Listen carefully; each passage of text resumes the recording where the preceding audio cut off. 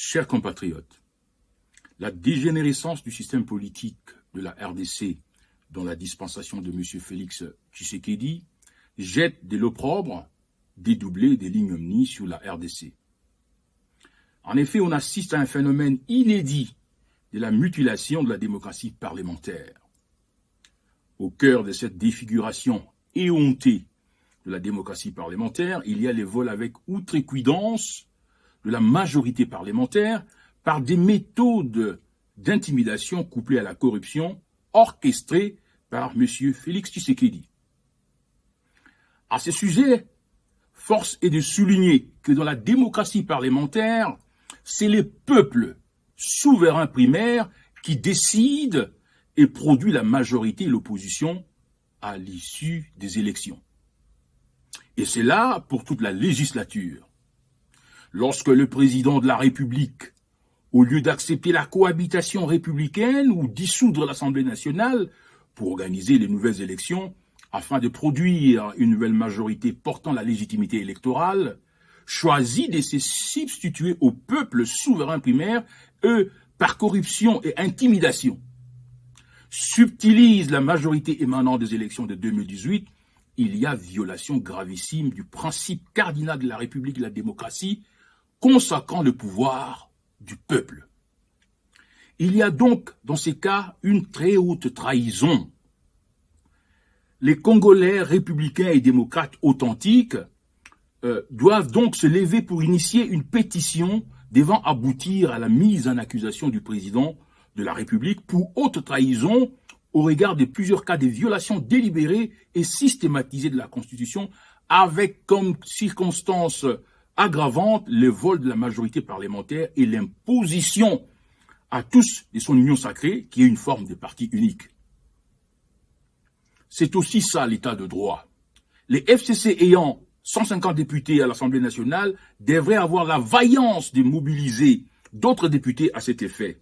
En plus, la majorité volée étant illégitime, parce que non issue des élections, va produire un gouvernement illégitime. Les actes de ces gouvernements devront appeler la résistance républicaine pour arrêter cette démence despotique.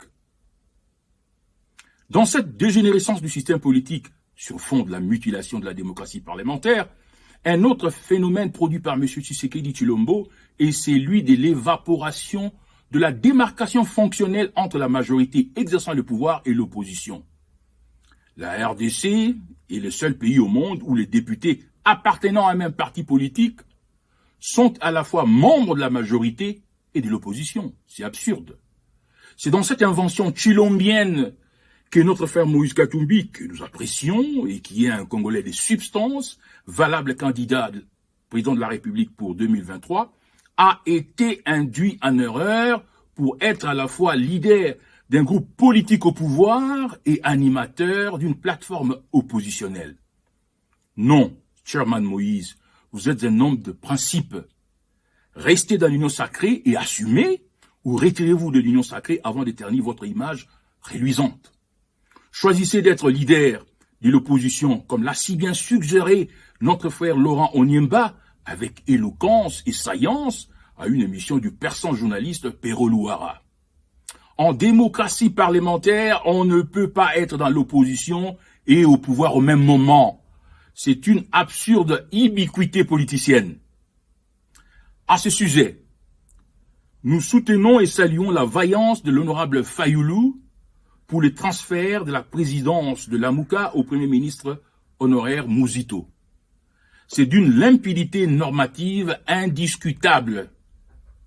Nous en profitons également pour féliciter la prise de position du lucide et brave compatriote Lissanga Bonganga, qui cerne avec véracité l'autoblocage politique de M. Félix Tshisekedi. Celui-ci s'est empêtré dans l'auto-impuissancisation, comme dirait le brillant philosophe congolais Kamana. M. Tshisekedi s'est auto-invalidé par la haute trahison en chaîne et l'illégitimité sociopolitique. Nous proposons donc un conclave pour la réinvention de l'opposition et de la résistance face à la montée dégénérative de la dictature néo-mobusienne avilissant la RDC. Nous créons donc à cette occasion la mouvance Résistance intelligente pour la démocratie élévatrice du Congo, RIDEC en sigle, disposée à produire une synergie avec les FCC, la MUCA, DISOC et les autres forces prêtes à transcender les différences marginales afin de lutter ensemble pour la restauration de la République et de la démocratie en RDC. Que Dieu bénisse la RDC et que vive la République rationaliste.